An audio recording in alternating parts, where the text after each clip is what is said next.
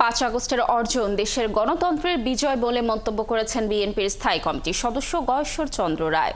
শহীদ president Ziaur রহমানের 44তম শাহাদাত বার্ষিকীতে জাতীয় শিল্পকলা একাডেমির চিত্রশালায় এক প্রদর্শনীর উদ্বোধনী শেষে তিনি আরও বলেন, বিশ্ববরেণ্য এক ব্যক্তিকে সর্বসম্মতভাবে ক্ষমতায় বসালেও এখন তিনি নির্বাচন দিতে কার্পণ্য করছেন। যে কোনো মূল্যে ডিসেম্বর নাগাদ নির্বাচন আদায় করাই এখন মূল লক্ষ্য। এই বিজয় যে গণতন্ত্রের জন্য, এই বিজয় যে একটি সুষ্ঠু অবাধ নির্বাচনের জন্য, সে কথাটা আজকে আমাদের বুঝতে হবে। আমরা অনেকে কিন্তু এগুলো বিশ্বের সেরা না হলে আমাদের দেশে তো সেরা, যাকে আমরা দায়িত্ব দিয়েছি।